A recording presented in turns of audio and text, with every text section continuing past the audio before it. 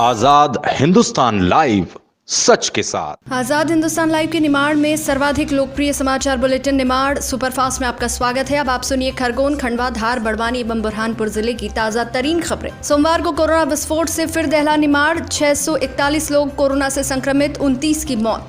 खरगोन में 15, खंडवा में 21, बुरहानपुर में 42 और धार में 1 और, बड़वानी में 2, कुल 81 नए पॉजिटिव। सोमवार का दिन भी पूरे निमाड़ में कोरोना के विस्फोटों से दहलता रहा। एक के बाद एक जिलों से कोरोना के कहर की खबरें आती रही। कल खंडवा से फिर एक साथ 21 लोगों की रिपोर्ट पॉजिटिव आ गई। मात्र 2 दिन में ही खंडवा में 90 लोग कोरोना से संक्रमित हो चुके हैं। यहां हो रही लगातार मौतों से लोग सहमे हुए हैं। खंडवा में अब कुल मरीजों की संख्या 195 हो चुकी है। बुरहानपुर में कल फिर कोरोना ने अपना कहर दिखाया। यहां एक साथ कोरोना के 42 नए केस आए। खंडवा जिले में अब कुल कोरोना मरीज 185 हो चुके हैं।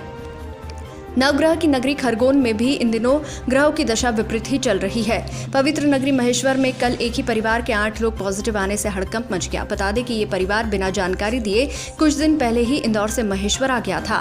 लॉकडाउन उल्लंघन के कारण पुलिस ने इन पर प्रकरण भी दर्ज किया है। खरगोन में कल दामखेड़ा में भी एक ही परिवार के 3, भीकनगांव से 1, गोगांवा से 2 और खरगोन से 1 व्यक्ति कोरोना से संक्रमित हुआ। जिले में अब कोरोना मरीजों की संख्या 114 हो चुकी है। इसी तरह धार में 1, बड़वानी के सेंधवा में 1, 2 नए केस आने के बाद धार में कुल 114 तथा बड़वानी में 33 पॉजिटिव केस हो चुके हैं। यहां 33 में से 26 ठीक हो चुके हैं। अब देखना यह है कि निमाड़ पर कोरोना की ये सुनामी कब दूर हो पाती है। खरगोन से प्रवीण पाल, खंडवा से ललित दुबे, बड़वानी से नरेश रायक, धार से कौशिक पंडित और बुरहानपुर से गणेश दुनगे की रिपोर्ट।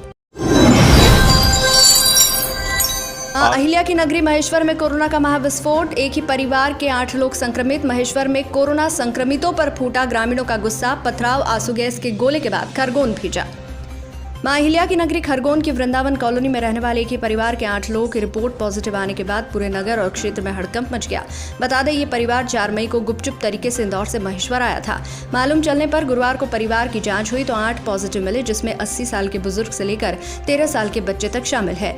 पुलिस ने परिवार प्रमुख पति पत्नी पर लॉकडाउन उल्लंघन को लेकर धारा 188 के तहत केस भी दर्ज किया है। कल पॉजिटिव रिपोर्ट आने के बाद जब मरीजों को महेश्वर में बनाए कोविड सेंटर में रखने का प्रयास किया गया तो ग्रामीणों ने पहले विरोध किया और फिर पथराव कर दिया। तब आसपास की पुलिस फोर्स बुलाकर आंसू गैस के गोले छोड़े गए और भीड़ को हटाया गया।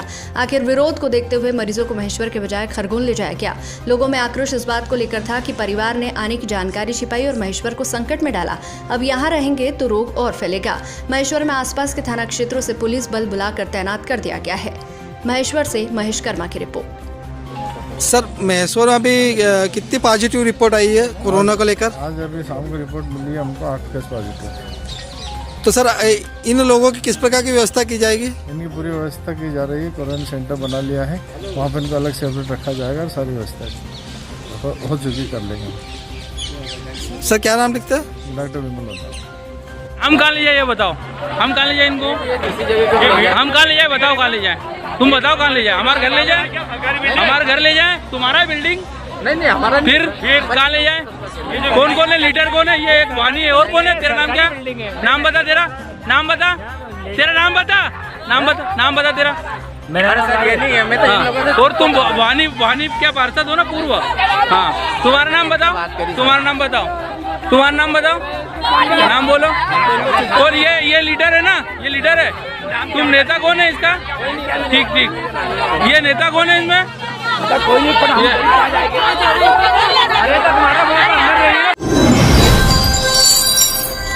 हथियारों से लैस डकैतों ने 2 किसानों के घरों को बनाया निशाना, परिवार वालों से मारपीट कर की लाखों की लूट।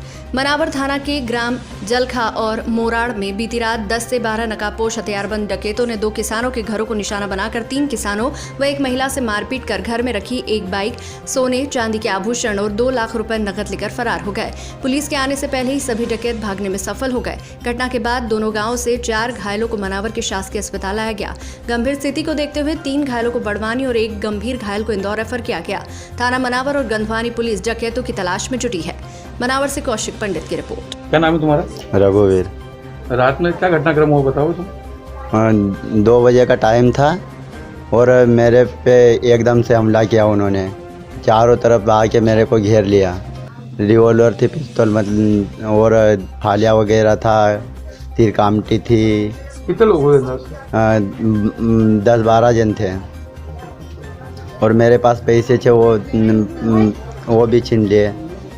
तुम्हारे घर में जब वो घुसे हाँ, तो तुम्हारे परिवार के लोग और कहाँ सोए हुए थे? मेरे परिवार के मेरी मम्मी पापा बाहर सोए हुए थे और मेरा भाई अंदर था। उनके साथ भी मारपीट करी? हाँ, उनको तो जाके मारने ही लग गए। हाँ, तो अभी कहीं कहाँ है मम्मी पापा तुम्हारे? बड़वानी है अस्पताल में। ज़्यादा चोट लगी हुई है? हाँ, ज़्यादा चोट लगी हुई है। कितना नुकसान होगा अंदर? कितने पैसे नगद लगे होंगे? नगद पैसे 2-2.5 लाख है। तो इतना पैसे घर में रखे थे, मतलब कि कैसे कहाँ से आया था पैसे बनने? ये सर सोप वगैरह सोप थे, बेल को बेचा हुआ था, कपास के, और पहले के भी थे पैसे, कहीं खर्चे नहीं किए थे, काम नहीं तो इकट्ठे करके रखे थे। बचा के रखे थे पैसे? हाँ, सोने चांदी में क्या क्या? सोने चांदी में सोने चांदी में तागली थी, कंदरा था, कड़े थे, झुमकी थी। एसडीओपी करण सिंह रावत। सर, आपको जो घटना हुई 2 आदमी लगा था, हाँ हाँ, उसको लेकर सर आपसे जानकारी दें। ये ग्राम जलखा में और ग्राम मोराड़ में कुछ अज्ञात बदमाशों ने रात्रि में घर पे धावा बोल के मारपीट की है, और जिससे जलखा में 2 व्यक्ति घायल हुए हैं, जिसमें एक पति पत्नी दोनों घायल हुए हैं, और ग्राम मोराड़ में भी 2 बाप बेटे के साथ मारपीट हुई है। ये घर के बाहर सो रहे थे, अचानक बदमाश आए, उनके साथ मारपीट की, लकड़ी से और धारदार हथियार से मारपीट की, जिससे उनको चोटें आई, जिनको बड़वानी रेफर किया गया है। अभी उपचार जारी है उनका। शराब दुकानों पर खुद आबकारी अधिकारी और कर्मचारी निर्धारित कीमत से कई अधिक दरों पर बेच रहे हैं शराब। वैश्विक महामारी के चलते जहां एक तरफ देश आर्थिक संकट से गुजर रहा है, वहीं सरकार के ही नुमाइंदे खुलेआम भ्रष्टाचार करने से बाज नहीं आ रहे हैं। शराब दुकानों पर शराब निर्धारित कीमत से ज्यादा कीमत पर बेची जा रही है। ये मामला है जिले के लोहारी अंग्रेजी शराब दुकान का, जहां विभाग के अधिकारियों के मनमानी के चलते मनचाही कीमतों पर शराब बेचकर दुकान और बैठे नुमाइंदे आम आदमी की गाड़ी कमाई पर सेंध लगाकर अपनी जेब गर्म करने में लगे हैं। यहाँ पर भी सरकारी रेट लिस्ट से ज्यादा कीमत पर बेची जा रही थी। गौरतलब है कि इन दिनों ठेकेदारों की जगह आबकारी विभाग द्वारा शराब विक्रय किया जा रहा है। ग्राहकों की शिकायतों पर आजाद हिंदुस्तान लाइव की टीम जब मौके पर पहुंची तो ड्यूटी पर पदस्थ आरक्षक अपना मुंह छिपाकर इधर उधर भागता रहा। अधिक कीमत पर शराब बेचने पर उसने कहा कि साहब के आदेश है, मेरी कोई गलती नहीं है।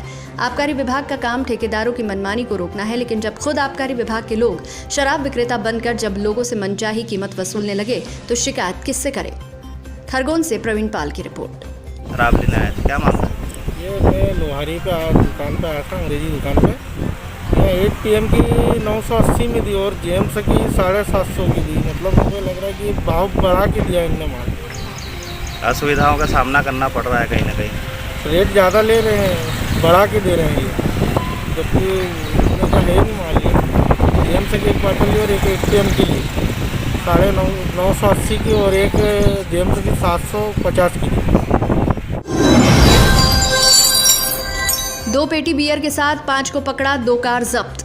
बिस्टान पुलिस ने रविवार शाम 6 बजे घट्टी स्थित पुलिस चेक पोस्ट पर 2 कार से 2 पेटी बियर जब्त कर 5 लोगों को गिरफ्तार किया है। थाना प्रभारी सौरभ तोमर ने बताया कि चेकिंग के दौरान कार सवार गौरव, राजेंद्र व रोहित हरिराम से 12 बियर जब्त की है, जबकि एक और कार से बियर की 12 बोतलें जब्त की गई।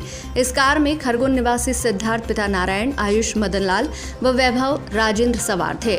कार्रवाई में एसआई अमित पवार, आरक्षक दुले सिंह चौहान, सावन चौहान आदि शामिल थे। आरोपियों के खिलाफ आबकारी एक्ट व लॉकडाउन उल्लंघन का केस दर्ज किया है। जमानत पर इन्हें छोड़ा गया है। इससे पहले 12 मई को भी पुलिस ने खरगोन निवासी गिरीश पाटीदार को पकड़कर कार से 16,000 रुपए की विदेशी शराब जब्त की थी। बिस्टान से अखिलेश भावसार की रिपोर्ट। नाई सेन समाज सेगांव द्वारा आर्थिक सहायता लेकर मुख्यमंत्री के नाम तहसीलदार को सौंपा ज्ञापन। कोरोना महामारी के कारण लगाए गए लॉकडाउन में प्रदेश की तरह ही सेगांव का सैलून संचालक सेन समाज सबसे अधिक प्रभावित हुआ। इस बीमारी के कारण अभी तक सैलून व्यवसाय प्रारंभ हो पाएगा या नहीं कह नहीं सकते। दिनों दिन सैलून संचालकों को आर्थिक हालत खराब होती जा रही है। अब परिवार का पालन पोषण करना भी मुश्किल है। इन्हीं परेशानियों के चलते आज समाज ने मुख्यमंत्री के नाम तहसीलदार को ज्ञापन देकर मांग की कि 57 दिनों से घरों में बंद नाई समाज को तत्काल आर्थिक सहायता प्रदान करे। तहसीलदार राधेश्याम पाटीदार ने कहा कि यदि किसी भी परिवार को भोजन या सामग्री की आवश्यकता है तो उनकी व्यवस्था स्थानीय स्तर पर कर दी जाएगी तथा ज्ञापन माननीय मुख्यमंत्री तक भेज दिया जाएगा। सेगांव से दीपक गुप्ता की रिपोर्ट। आज काहे के लिए आए आप लोग यहाँ पे? हम यहाँ तहसीलदार महोदय को मुख्यमंत्री के नाम ज्ञापन देने आए हैं। जैसे पता है कि कोरोना महामारी के कारण हमारे सेन समाज की आर्थिक स्थिति बहुत ख़राब है। करीब 57 दिनों के लॉकडाउन में हमारी दुकान पूरी तरह से बंद है और इसी के साथ में हमारे परिवार का पालन पोषण करना भी काफ़ी मुश्किल हो गया है। तो श्रीमान तहसीलदार महोदय से हम यही आग्रह करेंगे कि वो आगे हमारी आवाज़ पहुँचाए और हमें आर्थिक पैकेज का लाभ देवें। क्या तहसीलदार साहब का क्या कहना पड़ा? यही कि हमारी दुकानें पिछले 57 दिनों से बंद है। अब घर में जैसे कि पता है राशन वासन की दिक्कत भी हो रही है। तो तहसीलदार साहब ने हमें आश्वासन दिया है कि हमारा जो ज्ञापन है वो आगे पहुंचाकर हमें जल्द से जल्द। क्या नाम है आप? इस मामले को लेकर आप लोग यहाँ टीचर में बोले तहसीलदार महोदय के पास में हम कोरोना महामारी का जो दौर चल रहा है, ये 56-57 दिन का लॉकडाउन के बीच हमारी जो भी आर्थिक स्थिति अब दयनीय होती जा रही है, उसके लिए हमने अनुरोध किया है कि माननीय मुख्यमंत्री जी को हमारा ज्ञापन सौंप के हमारे आर्थिक लाभ और आर्थिक पैकेज के लिए कुछ भी करें। हमारी समाज क्या नाम है? लॉकडाउन में हुआ निराला विवाह।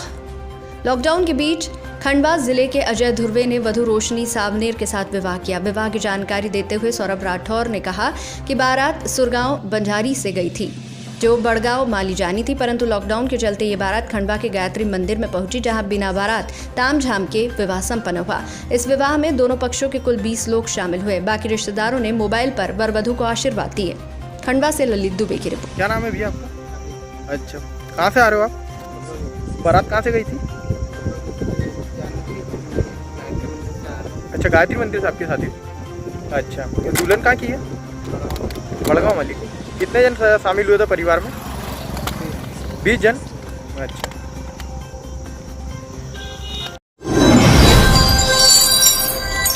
श्री दवे के सपनों को साकार करती हुई प्रस्फुटन समिति। पूर्व केंद्रीय मंत्री एवं पर्यावरणविद स्वर्गीय अनिल माधवजी दवे ने मां नर्मदा तट पर परम पूज्य श्री सियाराम बाबा की तपोभूमि, पटियान बुजुर्ग व त्यागी बाबा की तपोभूमि सोडल पहाड़ियों पर आकर प्रस्फुटन समितियों के माध्यम से यहां वृक्षारोपण करने का संकल्प दिलवाया था। जन अभियान परिषद द्वारा गठित ग्राम विकास प्रस्फुटन समिति द्वारा नर्मदा सेवा यात्रा के दौरान वर्ष 2017 में पौधारोपण कर उन्हें जीवित रखने का लक्ष्य लिया था। आज वही पौधारोपण वृक्षों के रूप में खड़े हैं। आज माननीय दवे जी की पुण्य स्मृति पर पौधों को जल देकर उन्हें याद किया गया और आगे भी पौधारोपण कर उन्हें जीवित रखने का संकल्प लिया। समिति द्वारा श्रीदेव की स्मृति में ग्राम में 500 पौधे लगाने का संकल्प लिया। साथ ही ग्राम पिप्पलगोन के आदिवासी छात्रावास में गुजरात से आए मजदूरों को 14 दिन के क्वारंटाइन वाले व्यक्तियों को ग्राम विकास प्रस्फुटन समिति अध्यक्ष जितेंद्र पटेल, परसराम पटेल, अमित मीणा ने फल वितरण व स्वच्छता का संदेश देकर स्वच्छता का संदेश देते हुए हाथ धुलाई सिखाया गया। कसरावत से राजू पटेल की रिपोर्ट। कुक्षी में दीनदयाल योजना में फर्जीवाड़े का खुलासा।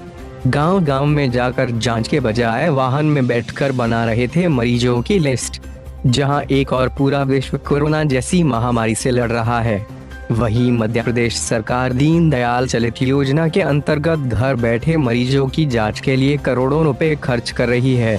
इस योजना के अंतर्गत गांव-गांव जाकर मरीजों को उपचार किया जाना होता है, परंतु दीनदयाल चलित योजना के अंतर्गत काम करने वाले कर्मचारी गाड़ी में बैठकर मरीजों की फर्जी लिस्ट बनाकर शासन की योजना और उद्देश्य को चुना लगा रहे हैं। कुक्षी बीएमओ डॉक्टर पवैया किसी काम से निकल रहे थे। रास्ते में जब दीनदयाल चलित वाहन खड़ा हुआ दिखा तो उन्होंने चेकिंग किया, तो चेकिंग में जिस गाँव में गए नहीं उस गाँव के 30 से 40 मरीजों की एंट्री रजिस्टर में नजर आई। जब कर्मचारियों से इन एंट्री के बारे में पूछा गया तो कर्मचारियों ने बताया कि हमने तलवाड़ा गांव में कुछ गर्भवती महिला और कुछ मरीजों को चेकअप करके उनके टेस्ट करके उनको दवाई गोलियां वितरण की है। पोल उसी समय खुल गई क्योंकि बीएमओ उसी गांव से दौड़ा करके आ रहे थे और गाड़ी वहां गई नहीं। पोल खुलते ही दीनदयाल चलित वाहन के कर्मचारी पसीने छूट गए। दीनदयाल चलित योजना ठेकेदारों के द्वारा संचालित होती हैं और हर महीने करोड़ों का बिल मध्य प्रदेश शासन को दिया जाता है, लेकिन धरातल पर लोगों के जीवन साथ में खिलवाड़ किया जा रहा है। फिलहाल दीनदयाल चलित वाहन कर्मचारी के खिलाफ और ठेकेदार के खिलाफ जांच शुरू कर दी। जांच के बाद कार्रवाई की जाएगी। कुक्षी से कौशिक पंडित की रिपोर्ट। वाला एक मामला सामने आया था जिसका वीडियो वायरल हुआ है। सर क्या था पूरा मामला? मामला ये था कि मैं टीकाकरण की विजिट पर गया था। क्षेत्र से लौटते समय दीनदयाल चलित उपचारी कई रास्ते में दिखी थी, तो रुक करके उनके कामकाज की मैंने थोड़ी जानकारी ली और 3 बजे का वक्त था। और उस समय जब मैंने ये देखा कि क्षेत्र के अंदर किस किस्म के मरीज़ मिलते हैं और कौन कौन से गांव में कौन कौन से किस्म के मरीज़ों की अधिकता देखी जाती है, और चूँकि अभी लॉकडाउन चल रहा है, सभी जगह पर प्राइवेट सेक्टर में लोगों को स्वास्थ्य सुविधा मिल नहीं रही है। और ये बहुत अच्छी बात है कि दीनदयाल चलित उपचार इकाइयाँ ऐसे समय में गांव-गांव में जा रही हैं।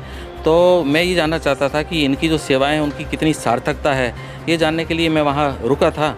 और रुकने पर मैंने ये देखा कि उन्होंने ये कहा कि बोले अब हम यहाँ से फील्ड में जा रहे हैं, एक गांव कवर करके गए हैं और आगे वाला जो गांव है तलवाड़ा, वहाँ के लिए हम जो है जा रहे हैं।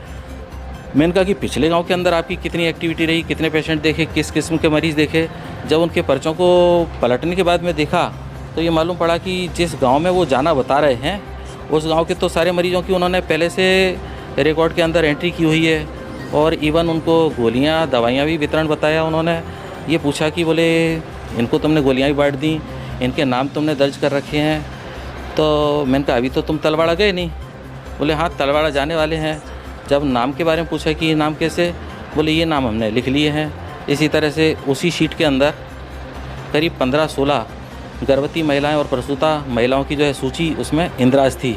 हमारा ये देखना है कि पूरे ज़िले में भी हम जाते हैं, कहीं पर भी जिस सत्र में अगर हम हितग्राहियों को बुलाते हैं तो एक सत्र के अंदर कहीं ऐसा नहीं होता कि इतनी बड़ी संख्या के अंदर एक शॉर्ट नोटिस के ऊपर इतने सारे प्रसूताएँ या गर्भवती महिलाएँ आ जाएँ।